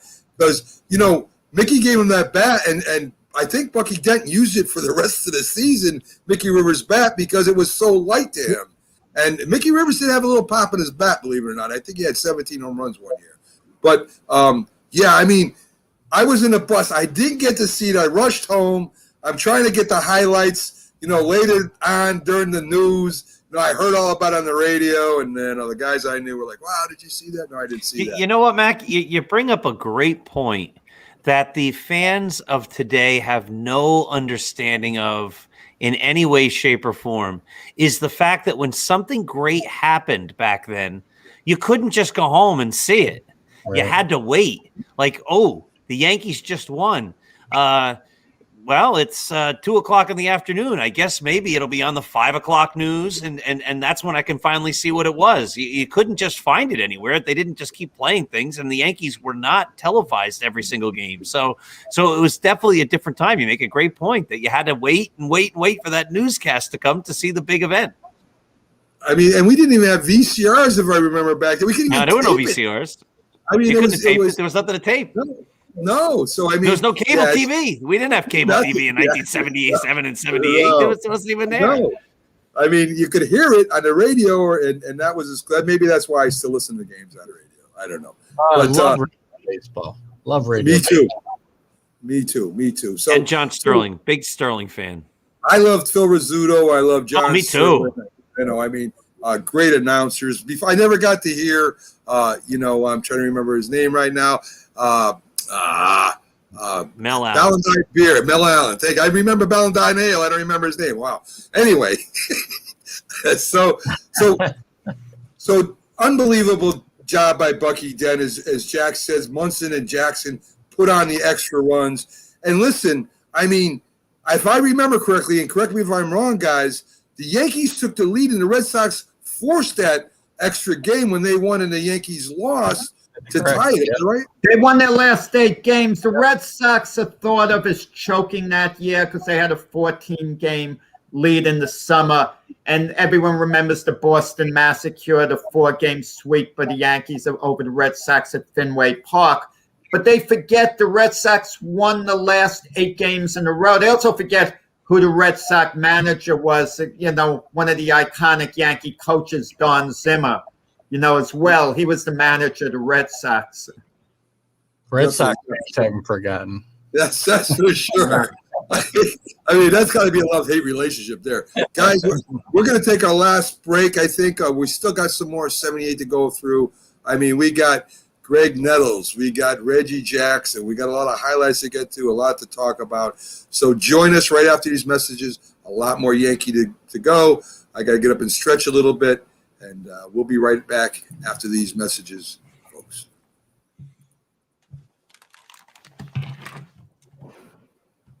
If you served honorably in our nation's armed forces and you're looking for a way to continue serving your fellow veterans in your community, then join AMVETS. Each year, AMVETS members volunteer millions of hours at VA healthcare facilities from coast to coast, helping to improve the lives of their fellow veterans through the VA Voluntary Services Program. AMVETS posts and departments also participate in a wide variety of community service projects, ranging from Americanism in our schools to supporting the Special Olympics and Boy Scouts of America.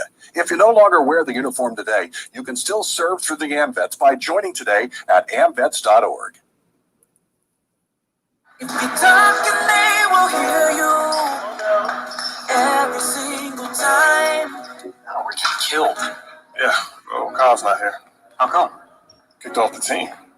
Didn't Tim tell you? Some other kids got caught drinking beer in the park a couple of nights ago. Really? Yeah. Zero tolerance. He's out for the season. Come on, it's a first offense, right? That we know of. But why should that matter? He knew not to drink. I've made it clear to Matt that's what we expect from him. What have you said to Tim? Nothing really. You know, a lot of kids tried at this age, so. Yeah, well, a lot of kids don't try it too.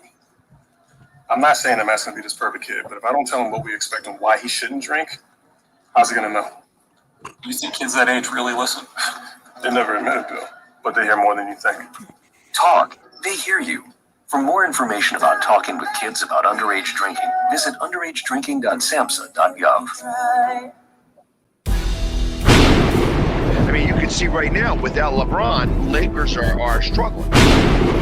Let me tell you about a team I hate, all right? I know the Dallas Cowboy fan is here, so I had to make sure he knew how much I hate this team. I'm ready. I've often said that the people who run baseball, they try very hard to ruin it. I'm from Brooklyn. I don't have a problem saying it to his face.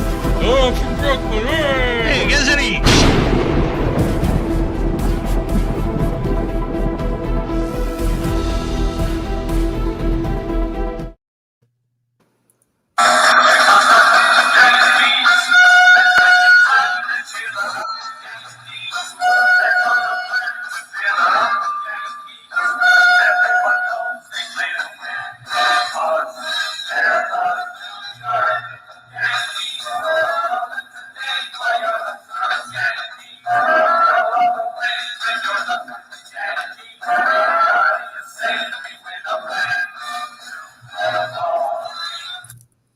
Yes, sir. The Yankee song, of course, the theme song that's played on the radio all the time. I'm not sure. I don't watch the Yankees on TV, believe it or not, that much. I'm still an old radio listener. I listen to them in the car or at home.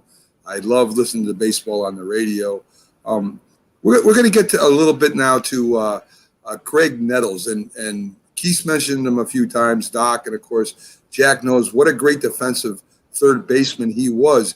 Guys, I used to go, and when I watched the Yankees at the old Yankee Stadium, I used to watch Craig Nettles doubleheaders against the Twins and when they played the Red Sox. And he made plays that amazed me all the time. I mean, it was like the guy could not miss the ball. I don't know if he ever made an error.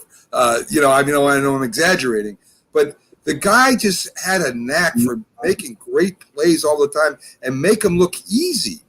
So when he had that big game against the Dodgers in the World Series and made all those vacuum catches, it kind of showed the country what a great third baseman Craig Nettles really was.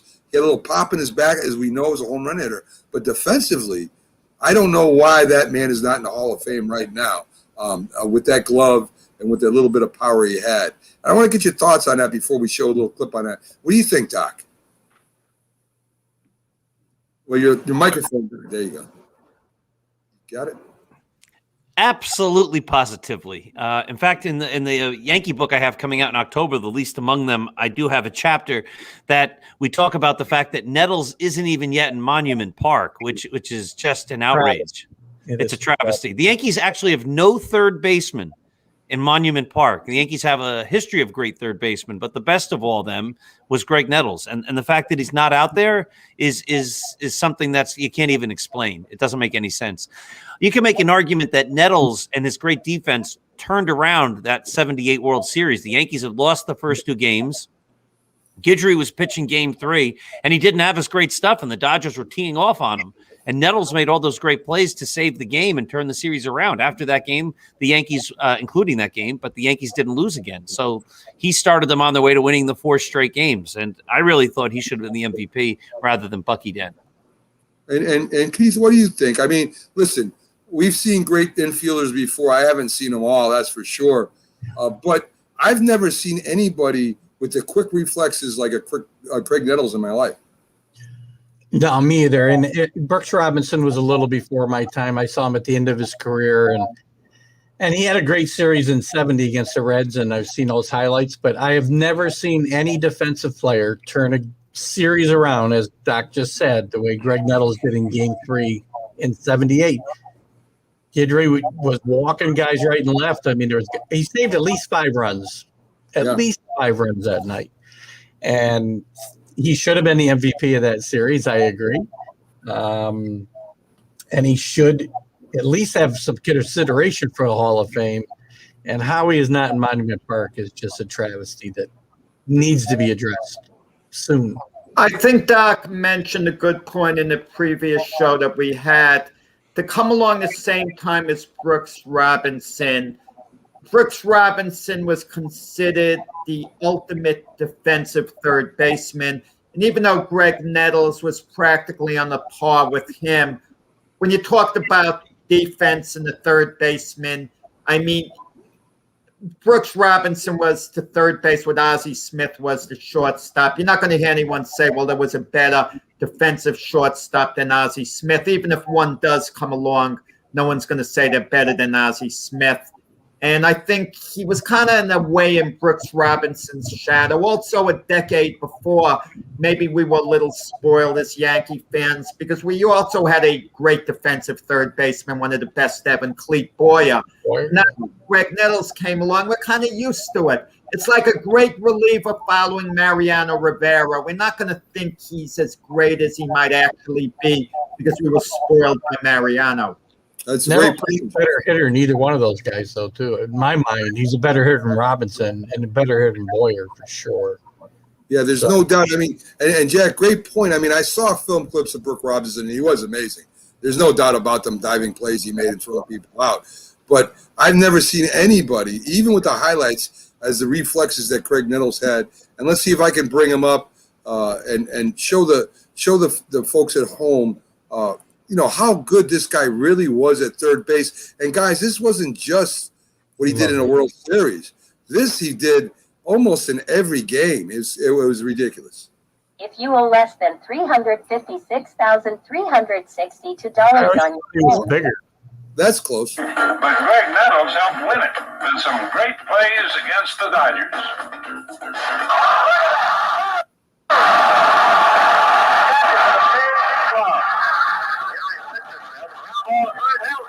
He did that all the time.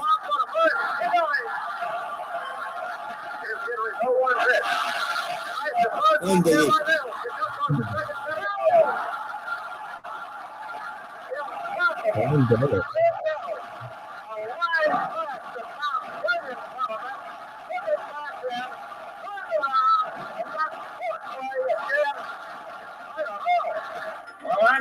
So, as you saw with that, not only was it to a bad side of going, he's got to go to his other side, to his backside of his glove and make that catch, but it's a bad bounce too. And I mean, he fielded like it was normal. And like I said, I saw this from Craig Nettles all the time. It wasn't like this was just one moment.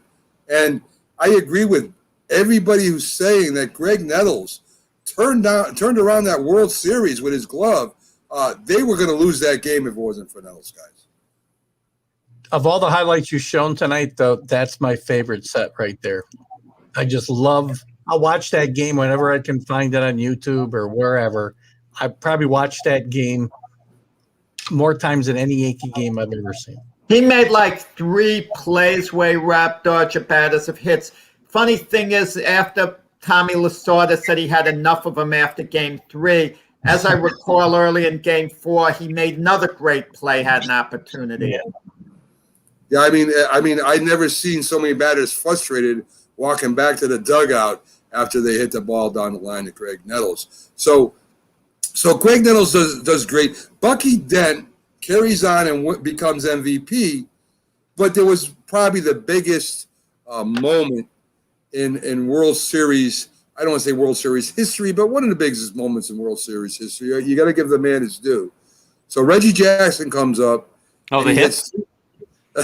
and he gets 3 home runs in 3 pitches. I mean, that's unbelievable. I think he tied a World Series record for all the I won't say contempt. Well, that's 77. Yeah, Game 6. Yes, right. In 1977, I wanted to show that hit for all the contempt a lot of fans had for Reggie and all the problems he caused. I mean, there's no bigger moment, I think, in Yankee World Series history than when Reggie Jackson unloads 3 home runs against the Dodgers. Guys, do you think if the Yankees had a very good right fielder, not Reggie Jackson, that they would have won the 77 and 78 World Series? I'm going to say no, because they had a good right fielder in Oscar Gamble in 76 and could not win the World Series. So I think it's highly unlikely they would have won. At least I doubt they would have won back-to-back at a minimum. But I disagree. I think they were ready to take the next step. And I understand, even like Game 6, Reggie to 3 homers. What did they win in that game? Like 8-3. You know, maybe they win it, maybe they don't win it. Who knows what the other guy would have done in right field. You know what's ironic about 1977? I don't know whether you guys believe in reincarnation and all that stuff. I'm not getting into a deep conversation about that. I'm not. But what's ironic? No. The reason I'm mentioning it, it was the 50-year anniversary from the 1927 Yankees.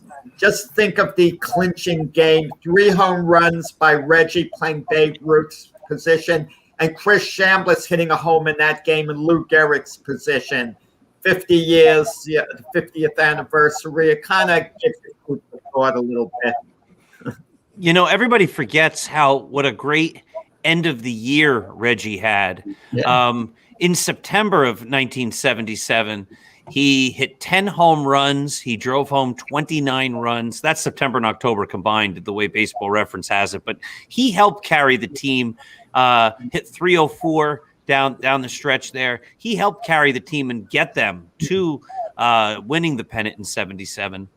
And then, you know, I just wrote about this the other day on the blog. There was a time, and it's sort of what we were talking about just before with the Yankees going out and getting Vita Blue, getting Catfish Hunter, getting Ken Holtzman, getting Reggie Jackson.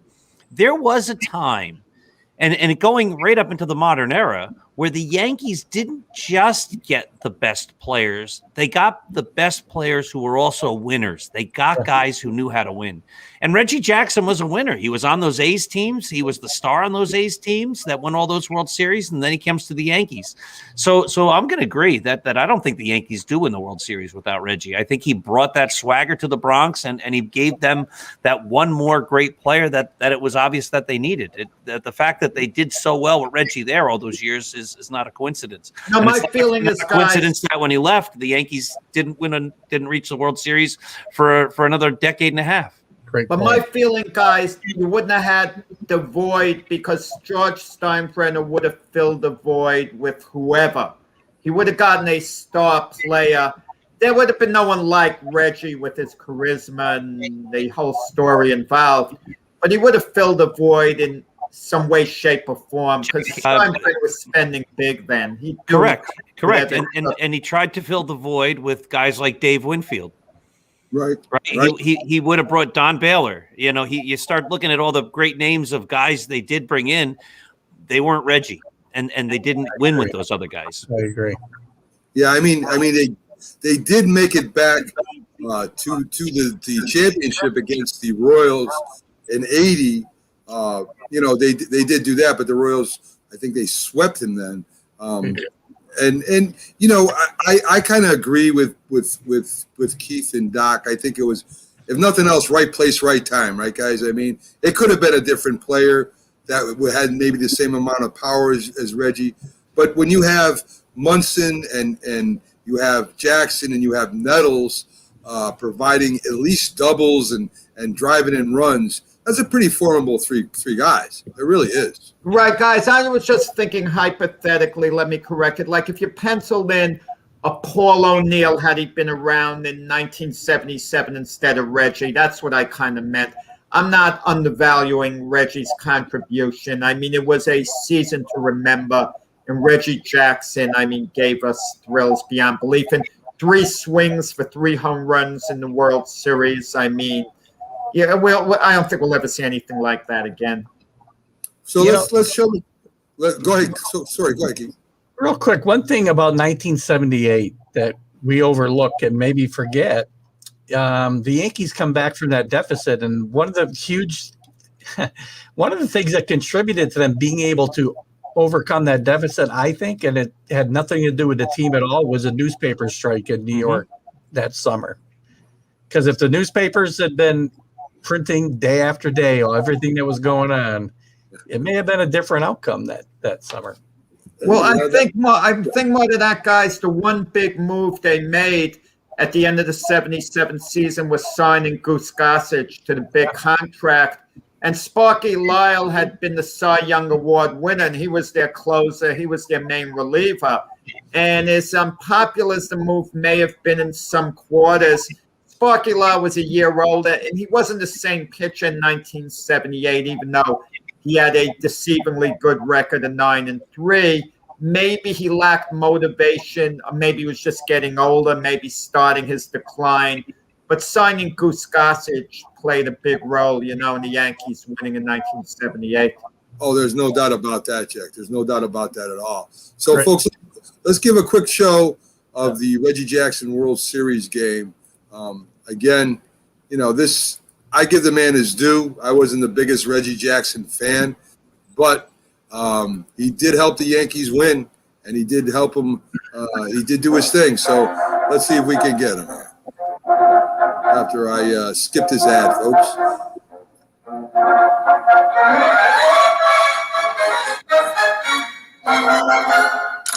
There you go. Thank you. So here we go. This is from MLB. Quickly, the Yankees go ahead.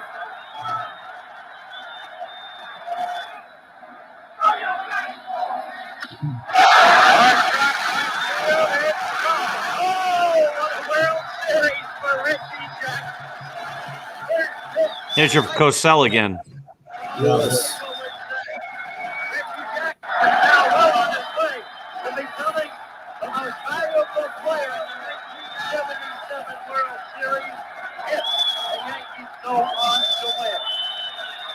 Reggie Jackson has made 2 pitches in the strike zone tonight, 2, and he's going to vote in the season.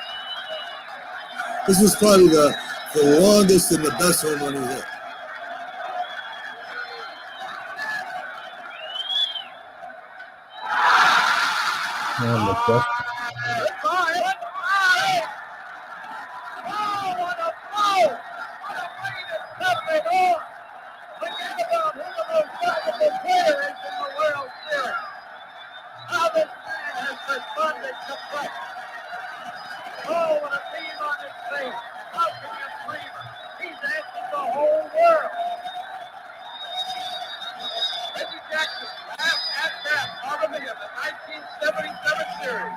As he goes into the dugout, the first guy to hug him, as I recall, is Billy Martin.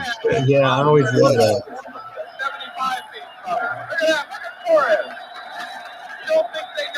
Well, the funny thing at the end of Game 5, before Game 5, they're out in LA. The Yanks have a 3-1 lead.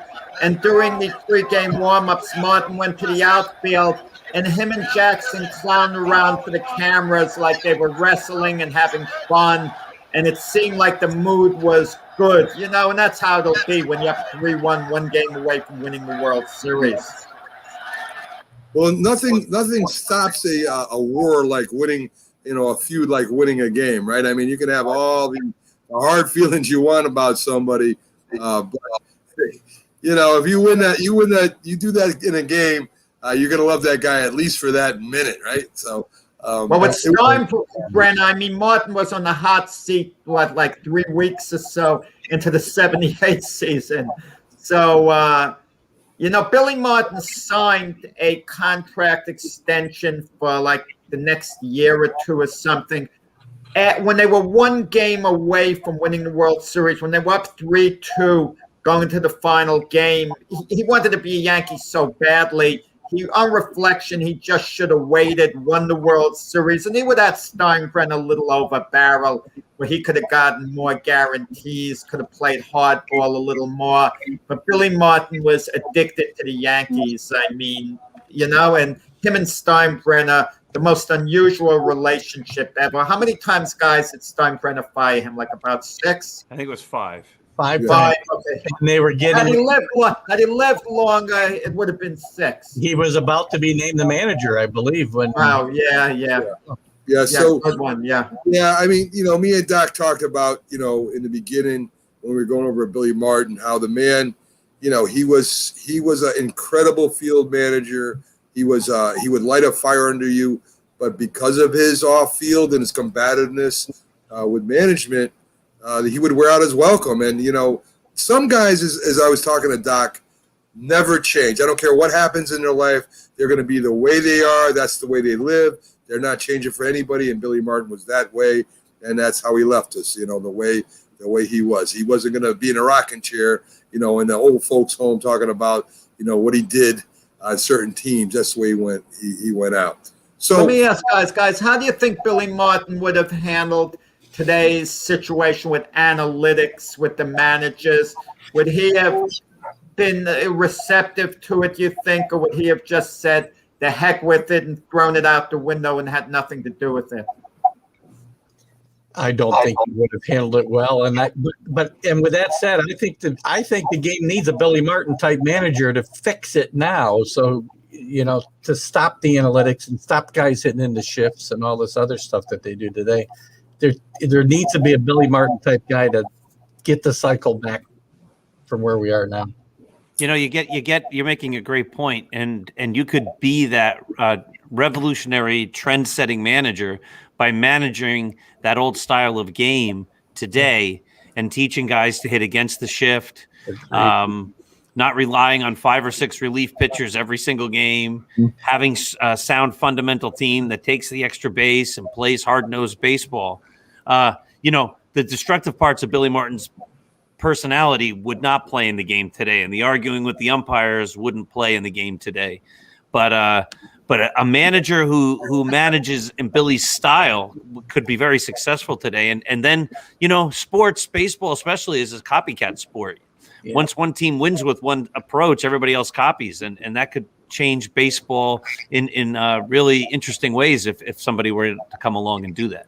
Well, guys, I think if they were going to change baseball, they would have to start in the minor leagues, never mind in the major leagues, because that's they're doing the same thing down there, and that's all the young kids are doing. So that's another whole show, Mac. Yes, it is. So, folks, that's about it for our 2-hour special we ran today. To finish it off, I mean, Thurman Munson passes away, right? And the Yankees finish 89-71. They finished, I think it was 13 and a half games behind the Orioles after that. They finished under 579. Yes. Yeah, well, 89-71 is what I got, Jack. It finished in fourth. But anyway, they were the first team in the American League, as I said, to have a broadcast on cable. In 1980, they were back in first, managed by Gene Michael, where they were swept by the Royals, as I said. I think they win one in 81 in a short season. Am I saying that? Yeah. 1980, it was actually Dick Hauser who was the manager. Then they fired him. He won 103 games. Then 81's the strike year, and the Yankees make it back to the World Series. Reggie homered in that playoff series too against the Brewers, as I recall, which they had the first division playoffs. And then the Yankees lost that World Series with Bob Lemon was the manager. So the reason why I wanted to do this with you guys is because this is, I think, is a part of the Yankee history that's not really talked about today, right? We talk about the great teams from the 20s and the 50s and the early 60s. We talk about the 90s with Jeter. I mean, how can you blame you? Ruth, DiMaggio, Mantle, Jeter. But we forget about a little bit when we're talking about the history of the Yankees, this great team that went to multiple World Series, winning 2.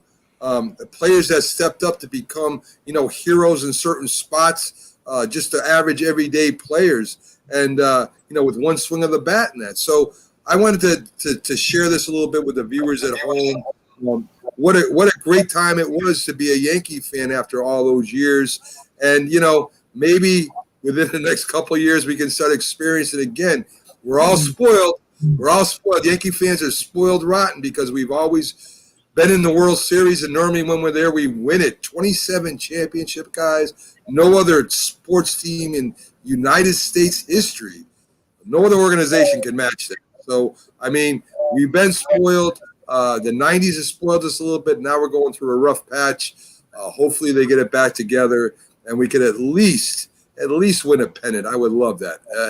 I don't even know if they call it a pennant anymore, but I would love to see them at least win the championship series, get back to where they were. They definitely got a lot of work to do before they get there again. So thanks to Keith Angle, for coming in from TGI Sports. Does a great job over there. Knows a lot about the Yankees, as you've seen. My co-host, Jack Hirsch. Like I said, I don't need a computer when I have him around because he knows as much knowledge going through that head of his than any person I've ever met. And, of course, thank you to Doc. I call him Doc, but it's Dr. Paul Semendinger, who runs the Yankee blog, an exciting blog over there, folks. Go check it out. An expert in Yankee history and follows the Yankees, of course, running that blog all the time.